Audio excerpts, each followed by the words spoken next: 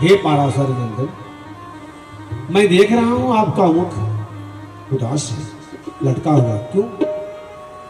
कहते हैं कि पराशर जी, नारद, हमने इतना ग्रंथ लिखा, वेद को 4 खंड में बांट दिया, लेकिन फिर भी हमें संतुष्टि नहीं मिली। मैं क्या करूं? नारद जी ने कहा, आपने सब कुछ तो किया, एक काम नहीं किया। क्या? आपने हरि की कथा लिखी, भक्तों का चरित्र लिखे। 15 तारीख को आप लोग कह रहे हैं। आप मुझे देखो, अच्छा, मैं दासी का पुत्र था ठीक है, आप व्हाट्सअप कर दीजिए। ठीक है। और बचपन में ही मेरे पिताजी पधार गए, तो मेरी माँ ब्राह्मण के यहाँ, कर्मकांडी ब्राह्मण के यहाँ गाय दोहन करने का काम करने लगी, तो मैं भी वहाँ सेवा सत्कार करने लगा। और सेवा करते करते चातुर्मास में जब ब्राह्मण आए वहाँ पर, तो हम उनकी खूब सेवा करते हैं। और ब्राह्मण संत ने मेरा नाम रख दिया रामदास, मुझे रामदास कह के पुकारते, बहुत सुंदर।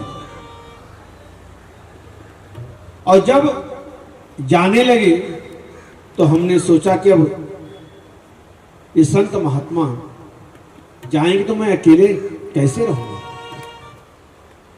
तो जाने से पहले हम उनके पास गए कि महाराज आप हमें भी ले चलो। तो संतों ने सोचा, देखो इनकी माँ आकर के तो मुझसे कहती है कि ऐसा आशीर्वाद दो कि छोटी सी सुंदर सी रुनुक झुनुक की बहू आ जाए और हमारा जीवन अच्छे से पार हो। अब ये कहते हैं कि हम आपके साथ चलो। तो महात्माओं ने कहा कि बेटा रामदास, तुम अपनी माँ की सेवा करो जब तक तुम्हारी माँ है, उसके बाद तुम हमारे पास चले आना। और रही बात भजन करने की, हम तुम्हें मंत्र बता देते हैं। तो नारद जी को मंत्र बताते हैं, नमो भगवते तोभ्यं वासुदेव धीमहि प्रद्युम्नाय निरुद्धाय नमः संकर्षणाय च। हमें मंत्र दिया। और जब समय का फिर तो देखो, जब महात्मा अपने घर चले गए तो कुछ ही दिन में हमारी मां को एक सर्प ने डस लिया।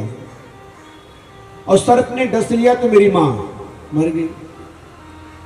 तो मैं खुश भी हुआ और दुख भी मुझे हुआ। दुख इस बात की मेरी मां चली गई, खुशी इस बात की अब मुझे कोई भजन भाव में कोई रोकेगा नहीं कहीं जाने से।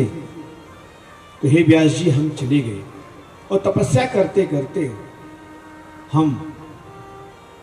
मुझे ठाकुर जी का एक झलक दिखी।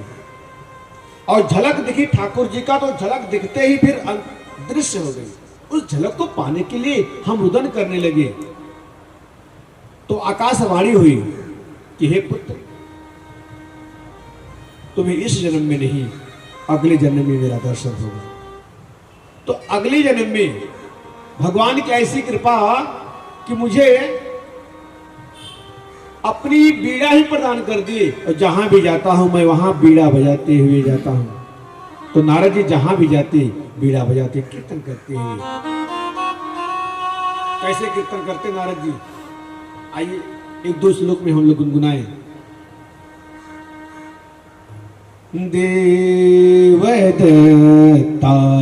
वीमाम बीड़ा देवदत्ता